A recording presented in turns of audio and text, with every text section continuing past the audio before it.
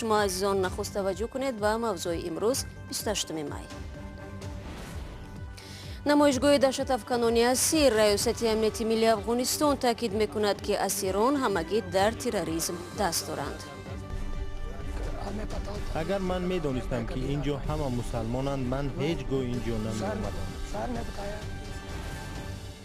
поёни рӯза наздик мешавад. мақомоти тоҷик ба ҷамъоварии фитри рӯзаи мардум оғоз карданд. сокинон мегӯянд ба кӣ додани садақаи фитрро беҳтар медонанд. аз ленин ба озодӣ ва ё чӣ гуна номи деҳаи дар ҷануби Тоҷикистон ба зиндагии сокинони он ва ҳақталошияшон таъсир гузоштааст. як гӯспанда кашидем, овардем санга, ай 5 кашидем, ай пайзаваз қара кашидем. хоб ира бисёр чиша асфалтша ина илҳом сафар проказ буд, дар инҷа кашидем. дар душанбе мулоқоти президенти Тоҷикистон ва вазири дифои Русия баргузор шуд. ҷонибҳо ҳамкориҳои низомиро баррасӣ карданд. мулоқоти Эмомалӣ Раҳмон ва Сергей Шойгу тахминан 1 соат паси дарҳои баста ҷараён гирифтааст. Шойгу дар оғози мулоқот аз мизони ҳамкориҳои низомӣ бо Тоҷикистон ба унвони як шарики стратегии Русия ситоиш кардааст. ӯ гуфтааст Москав ба пуштибонии Душанбе идома медиҳад. қаблан сухангӯи вазири дифои Русия ба матбуот гуфт Сергей Шойгу мавзӯи навсозии нирӯҳои мусаллаҳи Тоҷикистон ва ҳам фаъолияти пойгоҳи 201 Русия дар ин кишварро баррасӣ мекунад. чанд рӯз пеш нирӯҳои низомии Афғонистон зимни амалиёт дар ҷануби ин кишвар даҳо ҷангҷӯи гурӯҳҳои даҳшатафканро дастгир намуданд. албатта баъзе аз боздоштшудаҳо исрор варзиданд ки онҳоро ба раҳгумӣ андохтанд, вале мақомоти Афғонистон бовар доранд ки ин ҷангҷӯён ҳадафмандона ва барои анҷоми амалҳои интиҳорӣ ба ин кишвар омаданд. Кайюм Арсиятто бо тафсилоти бештар.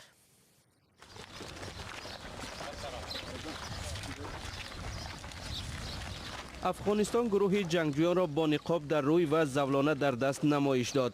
мансабдорони вилояти ҷанубии қандаҳори афғонистон мегӯянд дар амалиёти хадамоти амнияти миллӣ 30 ҷангҷӯйро ба асорат гирифтанд. онҳо асосан пайрави толибон ва гурӯҳи даҳшатафкани давлати исломӣ мебошанд.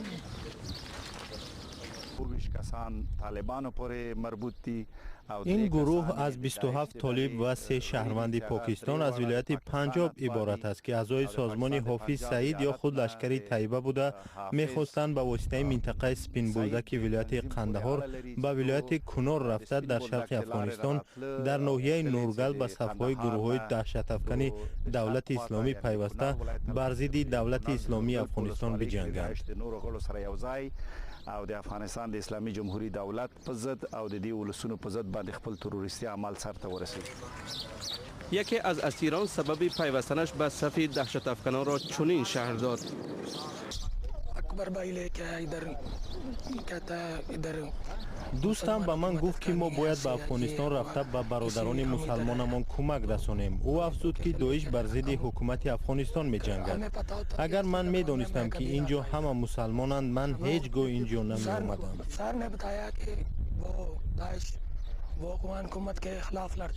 ریاست امنیت ملی افغانستان تأکید میکند که اسیران همگی در تروریسم دست دارند.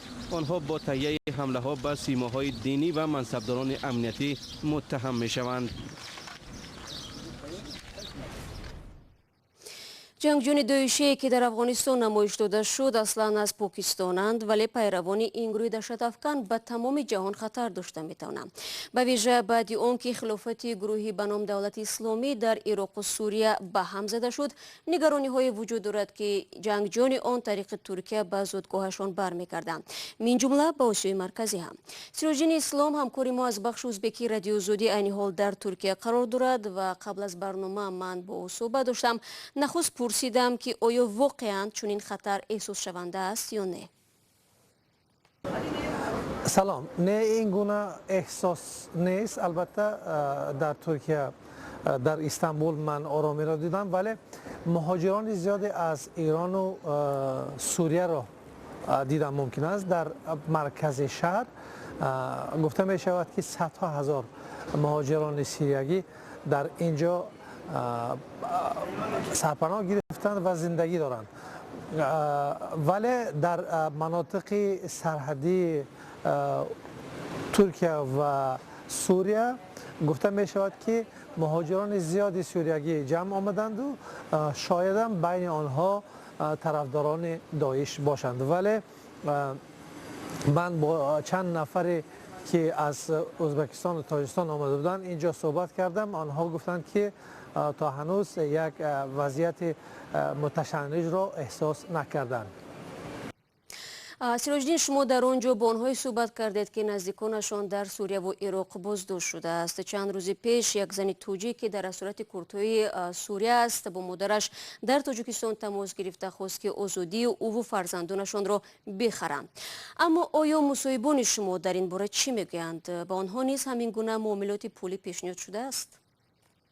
آنهایی که با من صحبت کردند گفتند که کوشش میکنند با اونجا روند و خیش و اقربا خودشان را از اونجا برارند برای پول. یعنی گفته می شود که تا $3000 برای یک نفر محبس داعشی طرفدارای کرد تقاضا دارند. نیزا در خاور میانه موج پناهندگان را به وجود آورد. میلیون نفر پناهنده به اروپا رفت و این مسئله در حلقه‌های سیاسی به موضوع مهمترین تبدیل یافت. اما خود یک ترکیه 2 میلیون نفر پناهنده را قبول کرد. نظر ترک‌ها در این رابطه چی است؟ البته نظر ترک‌ها نسبت به داعش و طرفداران داعش خیلی سلبی است. دوست ندارند، ولی بین آنها نیز طرفدارای داعش هستند اما آشکارا نمیگویند.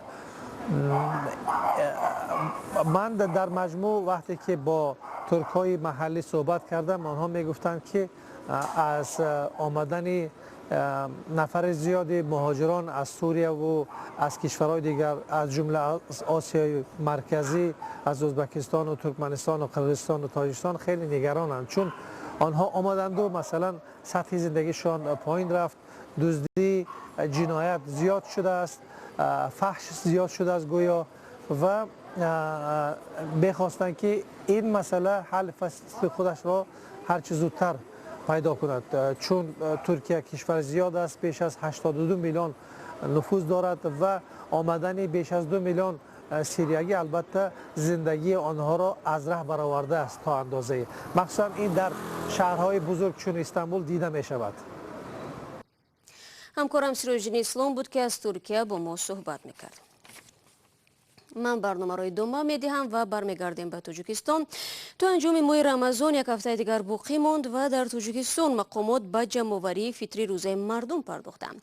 شورای علمای مرکز اسلامی سابق قاضیات تاجیکستان اندازه فطری روزه را امسال برای یک نفر 5 سومانی و برای افراد دارا باشد 48 سومانی مقرر کرده است. همکارم عبدالله شورف به پوشش این موضوع مشغول بود و تفصیلات را حالا از او میپرسیم. خب عبدالله، نخست بگو که چرا مقامات صدقه فطری مردم را جمع میکنند، مگر این کار اختیاری نیست؟ سلام شهلا. مقامات تاجیکستان بر اینند که تا به حال فطری روزه به شخصان واقعا نیازمند نمی رسید و بیشتری نمازگزاران این صدقه را به روحانیان هدیه می کردند. از این رو مقامات می گویند آنها صدقه را دست جمعانه خون می کنند و به افراد واقعا نیازمند می رسانند. بهرام میروف سخنگوی حکومت ولایت ختلان در صحبت با رادیوی آزادی گفت عین زمان در تمام شهر و ناحیه‌های ولایت نقشه چاره‌بینی‌ها برای کمک به خانواده‌های کم بضاعت ترتیب داده شده. جمع آوری فطری روزه آغاز شده. یعنی مقامات از قبل معین کردند که پول را به کی خواهند داد، درست است؟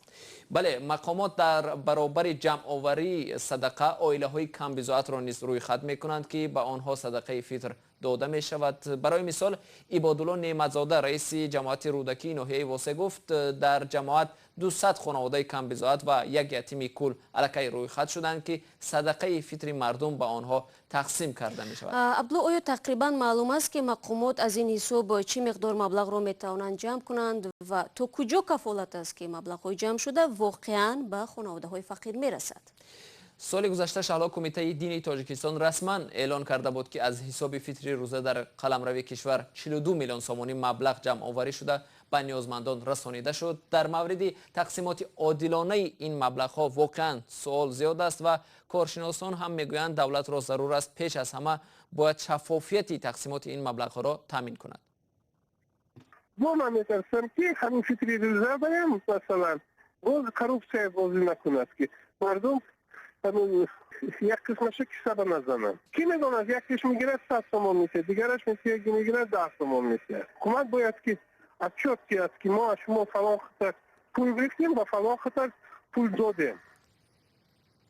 موافق تعلیمات دین اسلام باید مردم فطر روزه خود را به شخصان فقیر و مسکینان بدهند.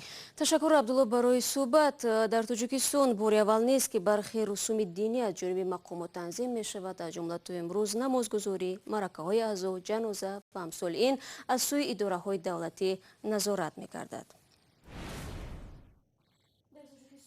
هست که گذاشتن نام به کودک و یا فرزند به محله حتما روی زندگی صاحب نام و یا مردم همان مکان تاثیر خود را می رسوند.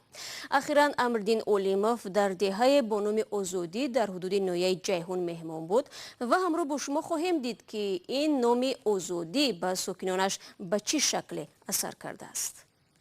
حالا ما در مسافه 190 کیلومتر از دوشنبه در نزد دهه آزادی قرار داریم. این دهه در قلمرو ناحیه جیهون نزد مرزی تاجیکستان و افغانستان قرار گرفته است. حالا می رویم میبینیم که مردم این ده چگونه زندگی میکنند، چرا آزادی نام گرفته است و این نام به خصلت مردمش چی ربطی دارد. این دهه سال 1984 تأسیس یافته است. حکومت آن وقته تاجیکستان زمینهای این منطقه را آبیاری کرده قسم از ساکنان نواحی اطراف را برای کار در زمینها به اینجا آورد. تا پاشخوری اتحاد شوروی یکی از اوچاستکه‌های کلخوزی لنین بود. اورونبا یولداشوف 85 ساله از اولین ساکنان دهه است. چند سال رئیس محله هم بوده است. همه خوجاینا همه آشنا بود رنگمی. خب یک گوسفند کشیدیم، آوردیم سنگ ای 5 کشیدیم. ای 5 دفعه قلق کشیدیم. خب اینا بیشتر چیشا اسفالتشا اینا الهام سفر پرکاز بود در اینجا کشیدیم. تمام هم قضیه اسفالت شد. سال 1992 دهه را آزادی نامگذاری کردند. ساکنان میگویند با روحیه آزاد همیشه برای حقشان تلاش میکنند. بعد مراجعت‌های زیاد زمین‌هایشان را که سالها از نبود آب به حاصل بودند آبیاری کردند. مردم قانون را میدونند، آزادند. کارگرای خوبان همش. همه طرف است آزادن، آزادی ما. گلبهار ابیراوت در همین دهه به شوهر برآمده است. حالا صاحب 4 کلین است. میگوید تلاش کرده است تا فرزندان و کلین‌هایش تحصیل دیده باشند و محدودیت را احساس نکنند. همش آزاده، یاتش خودم داخل کردگیم پدرسد خوندن معلمه، ایدیم کلینم معلمه شده کار میکنه. دوتاش خونش نه. و همش راضی برای کار کردنم و باوری داشتم که خواندگیم کرده میمونه. ساکنان آزادی به فرق از دهه‌های اطراف به تحصیل دخترانشان بیشتر دقت می‌دهند. حتی به دانشگاه داخل نشدن دختر باعث شرم والدانش می‌شده است. من همین از سال 93 همش هم خواندنی رفته شدن. معلمه مدرسه شده بسیار همش هم خود اومده کار کرده شدن. مولوده خولمتова 19 سال است که به کودکان تعلیم می‌دهد. حالا او برای خوانندگان صنف سیوم درباره آزادی نقل می‌کند. میگوید از زمان شوهر کردنش همیشه آزاد بود و در مسائل اولیوی فکری او هم به نظر گرفته می‌شود. مده فرق ندارد، در هم خودش می‌رود، یکی من می‌روم، می‌گیریم در یک جای. معاشمو در یک جا است. حالا دهه آزادی دارای 242 خواجگی است و اهالیش زیاده از 1,500 نفر را تشکیل می‌دهد. هر یکی او از روی فهمیش و تصورش خود را آزاد و آزاداندیش می‌حسابد. برنامه امروز رو در همین ثانیه ها به انجام می‌رسانیم. تفسیرات خبرهای روز رو شما امکان دارید در سامانه رادیو آزادی زیر نشانی www.azadi.org دسترس کنید. فردا صبح بر وقت نوید بامدادی داریم و عزیزتان نرود تا فردا برنامه خبری نیز هست. خدا نگهدار.